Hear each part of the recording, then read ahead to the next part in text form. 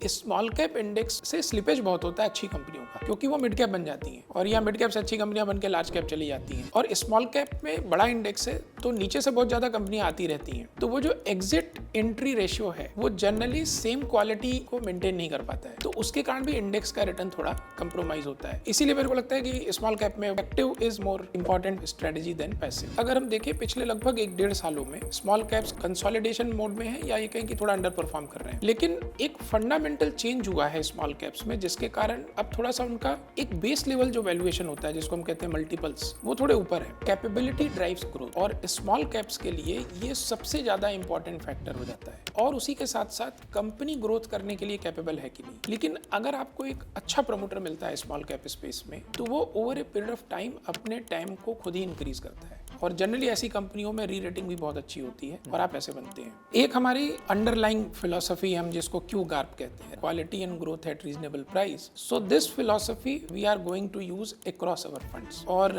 हमें ऐसा लगता है कि ये एक्चुअली स्मॉल कैप्स के लिए बहुत ज्यादा इंपॉर्टेंट है। तो पहली चीज तो ये है कि वोलेटिलिटी का एक ही सोल्यूशन होता है, time horizon. There is no other solution. उसको टाइम कर पाना अच्छे से संभव नहीं होता है, तो आपको टाइम होराइजन लंबा चाहिए। मेरे ओपिनियन में कि अगर आपके पास 10 साल नहीं है एटलीस्ट, उस पैसे को आप छोड़ नहीं सकते हैं 10 सालों के लिए, तो आपको स्मॉल कैप में इन्वेस्ट नहीं करना चाहिए।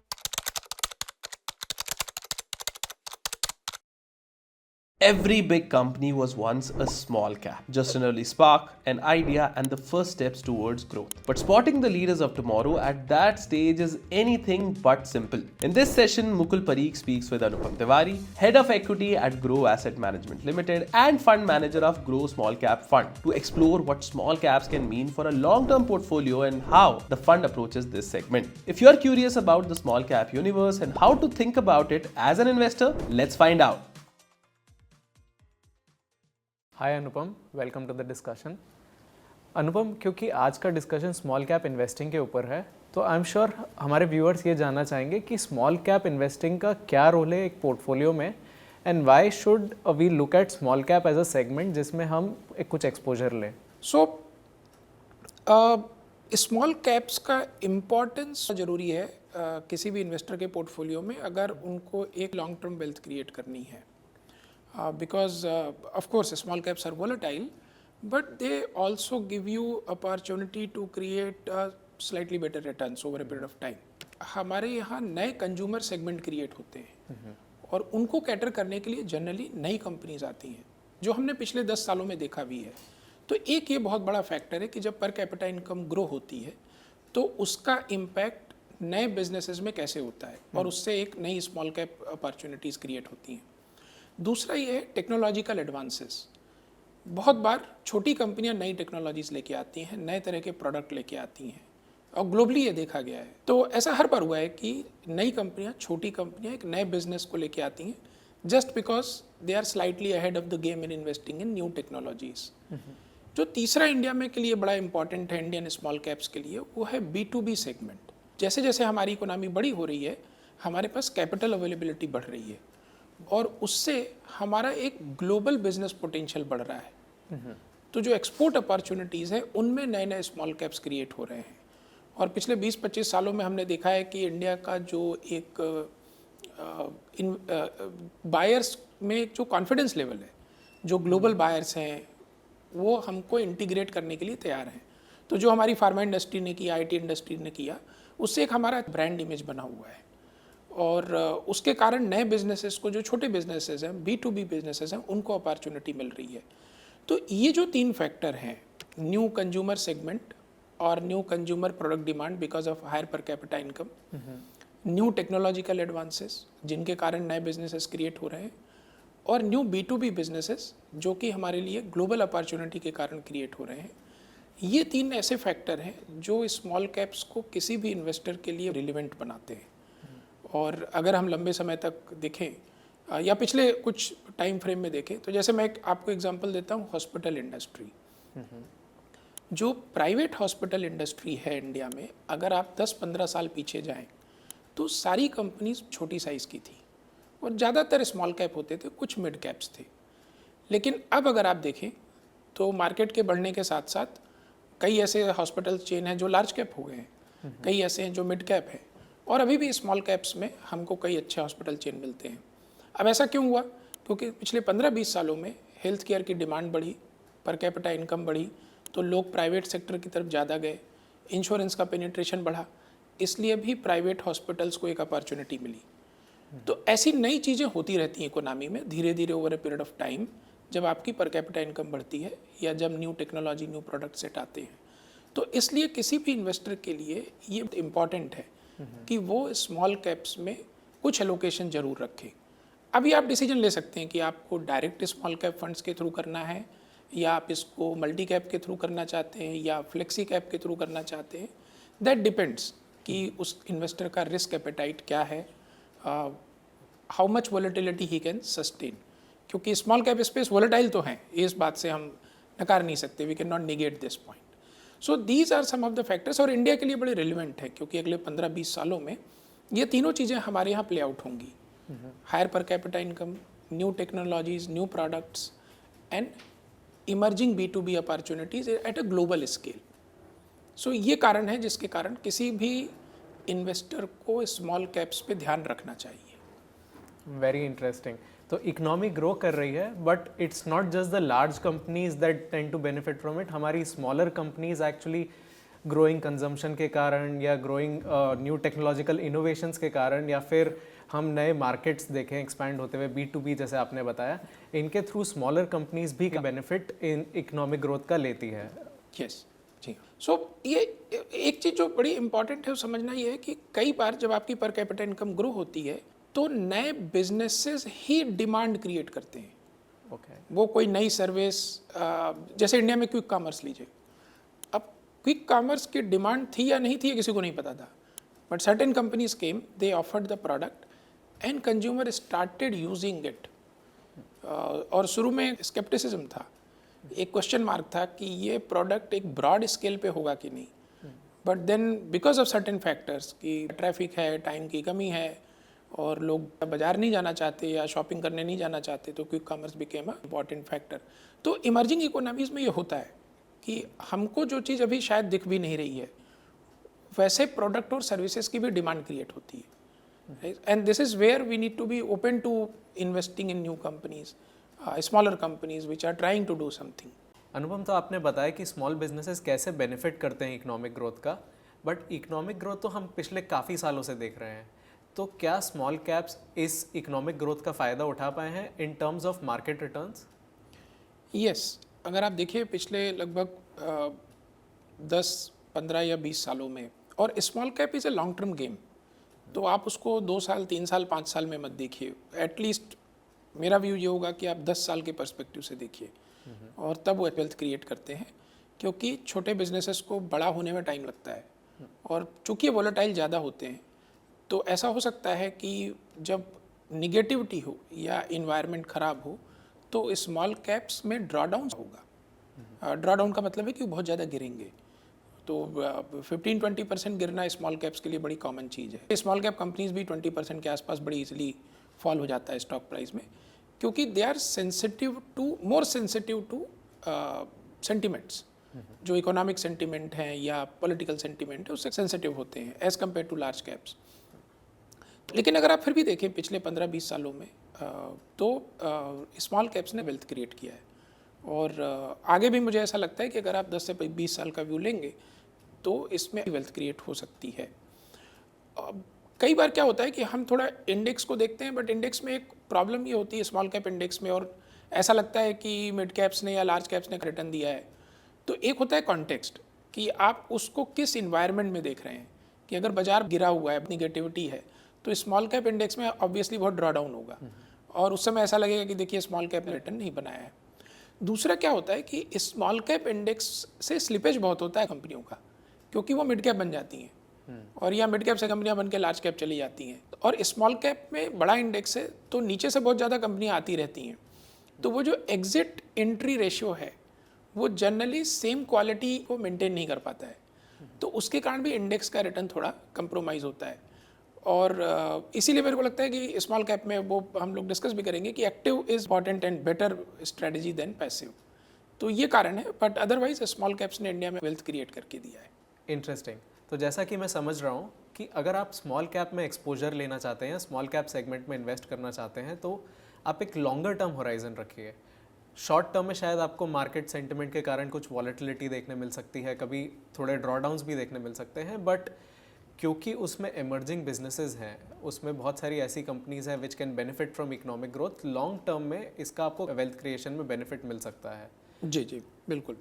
अनुपम, ये लॉन्ग टर्म की तो आपने हमें बात बताई, बट हमने ये भी देखा है कि पिछले कुछ समय से शायद स्मॉल कैप में सेंटिमेंट इतना पॉजिटिव नहीं है। तो what is the current context? अभी स्मॉल कैप करंट एनवायरनमेंट में आप कैसे इसको देखते हैं, और क्या है जो स्मॉल कैप इन्वेस्टिंग को अभी भी एक ऐसा चीज़ बनाता है जिसकी तरफ इन्वेस्टर्स को देखना चाहिए? ओके, तो थोड़ी सी एक हिस्ट्री देखते हैं कि क्या हुआ एक्चुअली। तो अगर आप लगभग 2015 से देखिए, 10 साल पहले, तो इतना कुछ अच्छा सेंटिमेंट नहीं था। But in 2017 small caps and mid caps did well, और फिर हमारे यहाँ थोड़ा सा क्राइसिस हुई in terms of NBFC crisis, और GST का डिसरप्शन हुआ। तो 18 और 19 में स्मॉल कैप्स का परफॉर्मेंस नहीं रहा। इनफैक्ट बहुत ज़्यादा ड्रॉडाउन्स थे, index almost in 2 years was down. उसके बाद कोविड हुआ, और कोविड में एक डाउन का बॉटम बना, क्योंकि स्मॉल कैप्स और ज़्यादा गिर गए थे कोविड के समय में। तो उस समय से अगर आप देखिए तो परफॉर्मेंस अगले 2-3 सालों तक अच्छा रहा।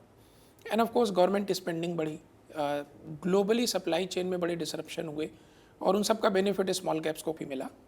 और उसके बाद अगर हम देखें पिछले लगभग 1-1.5 सालों में स्मॉल कैप्स कंसोलिडेशन मोड में है, या ये कहें कि थोड़ा अंडर परफॉर्म कर रहे हैं, क्योंकि जो 22-23 में एक तेज़ी हो गई थी, 21-22-23 को अगर आप देखिए तो स्मॉल कैप्स में बुल मार्केट हुई थी। इसीलिए हमको ये लगता है कि चूंकि पिछले लगभग 1 सालों से स्मॉल कैप्स अंडर परफॉर्म कर रहे हैं, प्राइस वाइज या market wise, this is a good time to start investing in. अगर हम ये सोचने जाएं कि हमको वो सस्ते वैल्यूएशन वापस मिलेंगे जो लेट से 18 या 19 में थे, या 15 या 16 में थे, ऐसा हो सकता है बाजार में, हम ये नहीं कह सकते कि ये कभी नहीं होगा। लेकिन एक फंडामेंटल चेंज हुआ है स्मॉल कैप्स में, जिसके कारण अब थोड़ा सा उनका एक बेस लेवल जो वैल्यूएशन होता है, जिसको हम कहते हैं मल्टीपल्स, वो थोड़े ऊपर है। और उसका कारण ये है कि साइज़ बढ़ गई है सभी की। तो अगर आप रेवेन्यू वाइज देखें तो सभी ग्रो हुए हैं। उसके अलावा जो बैलेंस शीट है वो स्ट्रांग हो गई है। तो अगर आप 10 साल पहले जाएं और रिलेटिवली एज अ कैटेगरी या as a group small caps का जो एक बैलेंस शीट या उनकी जो इंडेटेडनेस होती थी, उनकी बैलेंस शीट में जो लीवरेज होता था, वो अभी कम हुआ है पिछले लगभग 5 सालों में। तो वो एक बेनिफिट है, उसके कारण जो उनकी स्ट्रेंथ है वो बढ़ जाती है, और वो थोड़ा सा हायर वैल्यूएशन में रिफ्लेक्ट होता है। इसके साथ साथ स्मॉल कैप में ROEs बढ़े हैं, क्योंकि उनने स्केल अप किया है, रेवेन्यू ग्रोथ हुई है, तो उसके कारण उनका ROE बढ़ा है। ROE is also correlated with multiples. तो इन सब के कारण हमको ये लगता है कि under performance of last 1 year, improve fundamental performance, fundamental financials, balance sheet, ROE, इसके कारण हमें ये देखते हुए लगता है कि ये अच्छा समय है जब हमको पोर्टफोलियो बिल्ड करना चालू करना चाहिए। That's very interesting to know. आप बता रहे हैं कि देयर वर मोमेंट्स जब शायद ये वैल्यूएशन और ज़्यादा अट्रैक्टिव रहे होंगे, और अभी थोड़े टाइम 2022, 23, 24 के बाद एक बुल फेज जैसा देखा गया, after which there has been some consolidation, but fundamentally this segment has seen an improvement. और उस फंडामेंटल इम्प्रूवमेंट्स को ध्यान रखते हुए आज भी ये सेगमेंट एक ऐसा सेगमेंट है जिसमें इन्वेस्टर्स एक्सपोजर ले सकते हैं, because there might still be a long term potential in this segment. Yes, तो मैं ये नहीं कहूँगा कि पूरा का पूरा बाजार ही अट्रैक्टिव हो गया है। सो 3 तरह के बिजनेसेस हैं स्मॉल कैप में। एक जो आज भी थोड़ा ओवर वैल्यूड है, and this could be a fairly large number, तो it's not as small. Then there are companies which are reasonably attractively valued because of some issues or some quarterly aberrations जो उन्होंने पिछले 1-1.5 सालों में देखा है, because of some reason, let's say tariff etc, global trade going down, उसके कारण उनके वैल्यूएशन ठीक ठाक करेक्ट हो गए हैं। और थोड़ा यूफोरिया भी ड्रॉ डाउन हुआ है, यूफोरिया ख़त्म हुआ है पिछले 1 सालों में। कुछ ऐसे सेगमेंट हैं जो चीप हैं लेकिन वो उतना क्वालिटी नहीं है जिसमें कि आप इन्वेस्ट कर सकें, उनका री रेटिंग एक एबरेशन था। तो now they are kind of coming back to their potentially right kind of valuation. तो हमें अपॉर्चुनिटी मिल सकती है, और कुछ कुछ ऐसे सेगमेंट्स हैं, स्टॉक्स हैं, जहाँ पे आज भी अट्रैक्टिव प्रोपोजिशन अवेलेबल है। तो ब्रॉडर स्मॉल कैप कैटेगरी में not be valuable, are very attractive and from a valuation perspective. But yes, there are pockets of good opportunities. अनुपम, अब हम ग्रो स्मॉल कैप फंड के बारे में बात करते हैं, जिसका NFO आ रहा है 8 जनवरी 2026 को। आई एम श्योर हमारे व्यूअर्स को जानने में बहुत इंटरेस्ट होगा कि इस फंड को हम कैसे मैनेज करेंगे, इसके पीछे की क्या इन्वेस्टमेंट फिलॉसफी रहेगी। Okay, that's a good question. एक हमारी वो अंडरलाइंग फिलोसफी हम जिसको क्यू गार्प कहते हैं, right, quality and growth at reasonable price. So this philosophy we are going to use across our funds. और हमें ऐसा लगता है कि ये एक्चुअली स्मॉल कैप्स के लिए इम्पॉर्टेंट है। स्टॉक मार्केट इन्वेस्टिंग का एक बहुत ही पिकुलर फीचर है कि whole your life you are taught कि what to do and how to do, right.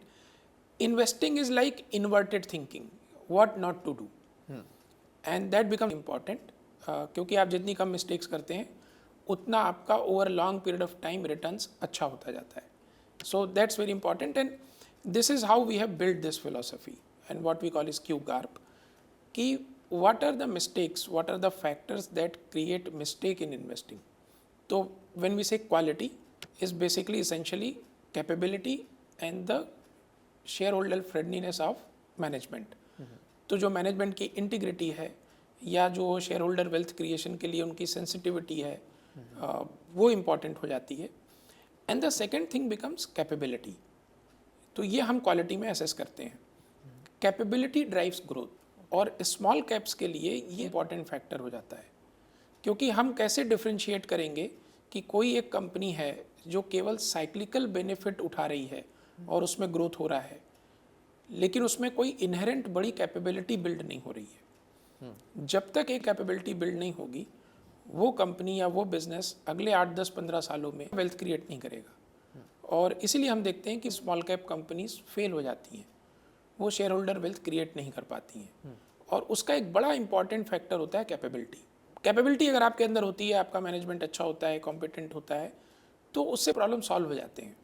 तो ये फलक्रम है, और हमारी जो फिलॉसफी है वो इस पर फोकस करती है। द सेकेंड इज ग्रोथ, कि क्योंकि growth kind of drives share holder return over a period of time, और ग्रोथ में भी कैपेबिलिटी इंपॉर्टेंट है। साथ ही साथ हम उसके साथ ये भी देखते हैं कि स्केलेबिलिटी का माइक्रो अपॉर्चुनिटी, बिजनेस कितना स्केलेबल है, कितना कंपटीशन होगा over a period of time, और उसी के साथ साथ कंपनी ग्रोथ करने के लिए कैपेबल है कि नहीं।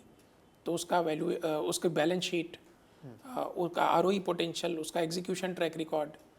तो सिर्फ सेक्टर बड़ा है या सेक्टर में बहुत ग्रोथ हो रही है, ये बात इसको एश्योर नहीं करता है कि उस कंपनी में भी ग्रोथ होगी। You have to also assess and examine very carefully कि उस सेक्टर की ग्रोथ को ये कंपनी कैप्चर कर पाएगी कि नहीं, उस अपॉर्चुनिटी में ये एक प्रॉफिटेबल बिजनेस क्रिएट कर पाएगी कि नहीं, क्योंकि तभी आपका पैसा बनेगा उस स्टॉक में। तो ये हम ध्यान देते हैं। तो quality and growth, and third is reasonable price. Valuation is important, क्योंकि हम ये चाहते हैं कि हमारा पोर्टफोलियो कंपाउंड करे, शेयर होल्डर वेल्थ कंपाउंड करे, या जो हमारे इन्वेस्टर हैं उनकी वेल्थ कंपाउंड करे जो वो पैसा हमें दे रहे हैं। उसके लिए इंपॉर्टेंट ये हो जाता है कि हमारे वैल्यूएशन पे काफ़ी फोकस रहे, स्पेशली एंट्री वैल्यूएशन हमारा अच्छा हो, ताकि अगर अच्छा बिजनेस है, सब कुछ बढ़िया है, स्टिल अगर आप वैल्यूएशन में सही नहीं है तो ऐसा हो सकता है कि आपकी कंपाउंडिंग बाज़ार से कम हो। तो ये तीनों चीज़ों पे हम बहुत ध्यान रखते हैं, और ये हमारी फिलॉसफी का एक बहुत ही इंटीग्रल पार्ट है जो हम स्मॉल कैप्स में भी यूज़ करेंगे। उसके साथ साथ एक हमारा जो थॉट प्रोसेस है कि we should not be owning vulnerable companies. तो एक हमने डिस्कस किया कैपेबिलिटी, कि हमको जो केवल साइक्लिकल ग्रोथ जहाँ पे हो रही है उसमें हमारा ध्यान नहीं होगा, और दूसरा है वल्नरेबिलिटी। वल्नरेबिलिटी आती है, या जो आप कहिए कंपनी की जो लॉन्जिटिविटी पे क्वेश्चन मार्क आता है, वो आता है उसकी बैलेंस शीट से।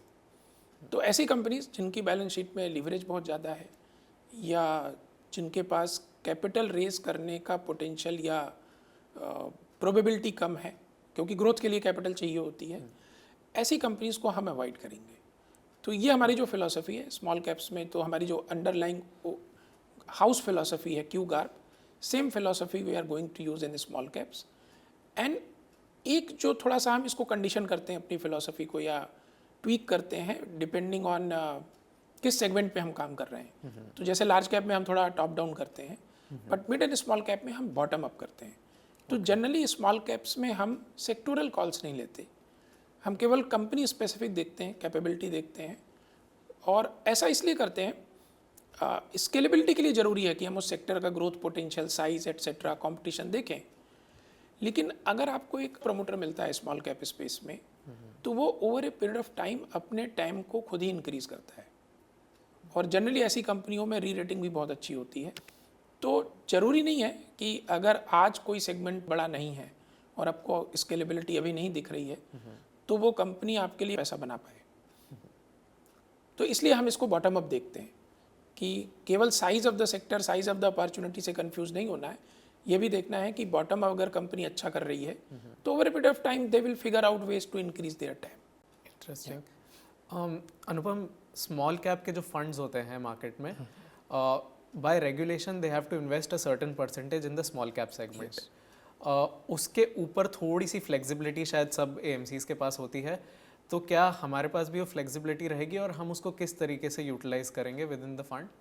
या सो इसमें हम थोड़ा सा हमारा एक रिजिड व्यू है और वो है ट्रू टू लेबल। ओके। तो हम ये नहीं चाहते हैं कि इस फंड में हम हम नहीं करेंगे ऐसा कि हम इस फंड में लार्ज कैप्स खरीदें। 65% जैसा आपने कहा सही बात है, हमको मिनिमम स्मॉल कैप्स रखना है। हमारी कोशिश ये होगी कि फंड में मैक्सिमम स्मॉल कैप्स रहें। कई बार क्या होता है, कई स्मॉल कैप्स अच्छा करते हैं तो मिड कैप बन जाते हैं, तो वो बैलेंस 35 हम उसके लिए यूज़ करेंगे कि अगर उनकी स्केलेबिलिटी अच्छी है, वैल्यूएशन में अच्छे हैं, तो हम उनको कंटिन्यू करें होल्ड करना। बट ब्रॉडली अगर हमको स्मॉल कैप में अपॉर्चुनिटीज़ नहीं मिलेंगी तो हम प्रेफर करेंगे थोड़ा कैश रखना और या कि मिड कैप्स रखना, ना कि लार्ज कैप्स रखना। Okay. So bottom up, QGARP and true to label, ये फिलॉसफी के साथ आप इस फंड को मैनेज करने का देख रहे हैं? जी हाँ, यस। अनुपम, अब मैं एक पॉइंट को टच करना चाहूँगा जो आपने डिस्कशन में पहले बताया था कि स्मॉल कैप सेगमेंट में स्लिपेज होता है। कभी कुछ कंपनीज नीचे से आती हैं, कुछ लाभ बड़ी बन के मिड कैप में चली जाती हैं, तो उसके कारण active management is one of the better ways of gaining exposure to this segment. तो आप इसके बारे में थोड़ा डिटेल में हमें बताएंगे? यस। सो जो आपने कहा वो सही बात है कि स्मॉल कैप जो पूरा हमारा यूनिवर्स है, कि पहले जो 100 कंपनीज हैं बाई एवरेज मार्केट कैपिटलाइजेशन वो लार्ज कैप है, उसके बाद जो नेक्स्ट 150 हैं वो मिड कैप है, और उसके बाद सब कुछ स्मॉल कैप है। तो ऐसा कुछ नहीं है। इंडेक्स इज 250 स्टॉक्स का, बट उसके नीचे भी जो है हम माइक्रो कैप कहते हैं, but that are also part of small cap. तो अब क्या होता है कि ज़्यादातर मूवमेंट होता है कि वो आपकी जो अच्छी कंपनियां हैं वो मिड कैप बनती जाती हैं, राइट, और नीचे से कंपनियां आती जाती हैं, and they may not be necessarily of same calibre और सेम स्ट्रेंथ, या वो बहुत छोटी हैं अभी, उनको बनने में टाइम है। तो इसलिए ये इंपॉर्टेंट हो जाता है कि हम उस इंडेक्स को थोड़ा ध्यान से देखें, ध्यान से समझें कि वो कैसे बिहेव कर रहा है। तो एक ये कारण हो गया कि इसमें जो एक्टिव फंड मैनेजमेंट है that becomes better than index investing. दूसरा क्या है कि ज़्यादातर small cap companies fail to scale up, और उसके बहुत सारे कारण हैं। क्योंकि क्या होता है, स्मॉल कैप कंपनीज के लिए चैलेंजेस होते हैं। जैसे सबसे बड़ा चैलेंज होता है टैलेंट अट्रैक्ट करना। तो जैसा मैंने आपको पहले बताया कि कैपेबिलिटी ब्रिंग्स ग्रोथ। अब आप कैपेबिलिटी कैसे बिल्ड करेंगे? कैपेबिलिटी के लिए आपको टैलेंट चाहिए, और जनरली जो टैलेंट है वो बड़ी कंपनियों में काम करना चाहता है। अब ये चीज़ इंप्रूव हो रही है धीरे धीरे, बट फिर भी सारी कंपनियां टैलेंट हायर नहीं कर पाती हैं, तो वो कैपेबिलिटी बिल्ड नहीं होती है और उनका एक साइक्लिकल ही बिजनेस नेचर रह जाता है। तो जो कि वो स्केल नहीं कर पाते हैं तो उनका फिर सब ऑप्टिमल रिटर्न हो जाता है। सेकेंड थिंग इज़ कि what we call is calibrated risk taking, कि हम ये देखते हैं कि कोई कंपनी रिस्क ले रही है कि नहीं, तो उसका कैपिटल एलोकेशन जो है वो प्रूडेंट है कि नहीं। लेकिन आपको बड़ा होना है तो आपको रिस्क भी लेना है, तो मैं इसको कहता हूँ कैलिब्रेटेड रिस्क टेकिंग। अब स्मॉल कैप कंपनीज में क्या होता है कई बार कि प्रमोटर्स और management is not very smart in this calibrated risk taking. तो या तो वो कम रिस्क लेते हैं, सब कुछ अच्छा होता है बट वो रिस्क नहीं लेते, तो फिर ग्रोथ पे असर पड़ता है, लॉन्ग टर्म ग्रोथ पे, और कई ज़्यादा रिस्क ले लेते हैं। तो ये जो रिस्क टेकिंग है, जो एंटरप्रेन्योरशिप है, ये एक बड़ा फाइन बैलेंस है, हाउ यू कैलिब्रेटेड। तो उसके कारण भी बहुत फेलियर होते हैं कि बैलेंस शीट में बहुत लिवरेज हो जाता है और इवेंचुअली कंपनीज काम नहीं कर पाती हैं या कोलैप्स कर जाती हैं। Small cap companies actually debt से भी कोलैप्स कर जाती हैं क्योंकि वल्नरेबल होती हैं, तो उनको सही टाइम पे कैपिटल नहीं मिलती है। तो इसके कारण जो अगर आप एक ब्रॉडर इन्वेस्टिंग करते हैं, you know, at a very large universe, तो over long period of time ऐसा हो सकता है कि उसमें आपको सब ऑप्टिमल रिटर्न मिले, क्योंकि उसका एक बड़ा प्रपोर्शन फेल हो जाएगा, या वो स्केल अप नहीं कर पाएगा, या वो सस्टेन ही नहीं कर पाएगा, सर्वाइव ही नहीं कर पाएगा, कंपटीशन भी होता है। तो इसलिए active fund management is, in my personal opinion, is apt for small cap investing. Interesting. So ये दो कारण हैं जिसके कारण मुझे ऐसा लगता है कि active investing is better in small caps than passive. Okay, and are there some pointers जो इन्वेस्टर्स को ध्यान में रखने चाहिए even when they do active investing in small caps? Yes, yes, very important. So a small cap you can say is full of minefield. तो volatility बहुत ज़्यादा है, right? जैसा हमने बात की थी कि sensitivity to macro environment is higher in small caps than large caps, right? Or mid caps. तो पहली चीज़ तो ये है कि volatility का एक ही solution होता है, time horizon. There is no other solution, right? उसको टाइम कर पाना अच्छे से संभव नहीं होता है, तो आपको टाइम होराइजन लंबा चाहिए। मेरे ओपिनियन में कि अगर आपके पास 10 साल नहीं है एटलीस्ट, उस पैसे को आप छोड़ नहीं सकते हैं 10 सालों के लिए, तो आपको स्मॉल कैप में इन्वेस्ट नहीं करना चाहिए। और दूसरी बात यह है कि आपको ड्रॉ डाउन्स के लिए साइकोलॉजिकली रेडी होना चाहिए। कई बार ऐसे कई इन्वेस्टर होते हैं, there is nothing wrong in it, आपकी हार्ड अर्न मनी है और सडनली अगर 20% या 30% आपको दिखता है कि आपका पोर्टफोलियो डाउन है, तो you will have a worry, right, which is very genuine and logical, क्योंकि आपके पैसे का नुकसान हो रहा है। तो आपको ये सोचना पड़ेगा कि मैं कितनी वॉलेटिलिटी बर्दाश्त कर सकता हूँ, because at the end of the day investing should make you happy and not sad, right, and should create wealth for you, and to create good long term wealth you should be able to take prudent decisions. तो जब आपके पास अगर एक psychological pressure होगा तो आप prudent decision नहीं ले पाएंगे। तो इसलिए ज़रूरी है कि आप इतना एलोकेशन करें स्मॉल कैप में कि उसकी जो प्रोपोर्शनेट वॉलेटिलिटी है वो आप बर्दाश्त कर सकें। फॉर एग्जांपल, अगर आपके पास 100 रुपये हैं इन्वेस्ट करने के लिए और आपको ये लगता है कि मैं ओवरऑल पोर्टफोलियो में केवल 10% ही वॉलेटिलिटी बर्दाश्त कर सकता हूँ, तो आप ये सोचिए कि अगर स्मॉल कैप में 30% का फॉल हो सकता है, विच इज़ वेरी नॉर्मल, तो आपको कितना एलोकेट करना चाहिए स्मॉल कैप में, right? और वो पैसा आप अगले 8-10 सालों के लिए छोड़ सकते हैं कि नहीं। So these are two questions that every investor should ask before investing in small caps. Okay, so horizon and tolerance for volatility को ध्यान में रखते हुए ही Yes. आप इस सेगमेंट में इन्वेस्ट करें। Are there any specific kind of investors जिनके लिए स्मॉल कैप फंड, जो ग्रो स्मॉल कैप फंड अभी आ रहा है, वो सूटेबल रहेगा आपके अकॉर्डिंग? तो देखिए, तो इन्हीं दो क्राइटेरिया को जो हमने बात की कि लंबा समय, time horizon, long term time horizon, at least let's say 8 to 10 years, and second is how much volatility you can take. तो यही दो क्राइटेरिया को आप अगर एक्सपेंड करें, तो जैसे जो लोग एक ऐसे एज ब्रैकेट में है जहाँ के उनके पास टाइम है, right, if you don't have 10 year time horizon, right, to put that money away, then it doesn't suit you. तो आप ऐसे इन्वेस्टर्स जो लेट्स से जिनकी एज ज़्यादा है, राइट, 55-60 प्लस, जो अब इतने समय के लिए अपना पैसा नहीं छोड़ना चाहते हैं बट उसको एंजॉय करना चाहते हैं, यूज़ करना चाहते हैं, तो उनके लिए प्रोडक्ट सूटेबल नहीं है शायद, या तो उनको बहुत कम एलोकेशन करना चाहिए। पर जो थोड़े यंग लोग हैं 30-35, their monthly income is decent, so they can spare some amount of money for next 10, 15, 20 years.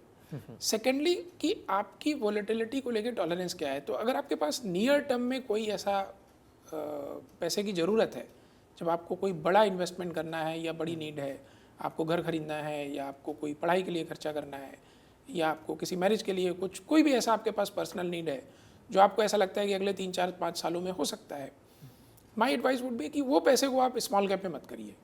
Okay, तो आप यही तो क्वेश्चन पूछिए ऐसे सारे investor who can affirmatively answer these 2 questions, right, कि मेरे पास 10 साल हैं और मैं वॉलेटिलिटी इस पोर्शन से या इस पैसे से बर्दाश्त कर सकता हूँ, केवल वैसे ही इन्वेस्टर्स को इस फंड में इन्वेस्ट करना चाहिए। Okay, thank you so much Anupam. आज हमें बहुत सारे इंसाइट्स मिले स्मॉल कैप इन्वेस्टिंग को लेकर, स्मॉल कैप सेगमेंट कैसे पर हिस्टोरिकली परफॉर्म किया है, क्या एक्सपेक्टेशंस रखनी चाहिए उसमें इन्वेस्ट करते वक्त, और स्पेसिफिकली ग्रो म्यूचुअल फंड का जो ग्रो स्मॉल कैप फंड है उसको कैसे मैनेज किया जाएगा किस टाइप के इन्वेस्टर्स के लिए वो सूटेबल है, ये सब हमें बताने के लिए thank you so much. Thank you for taking the time.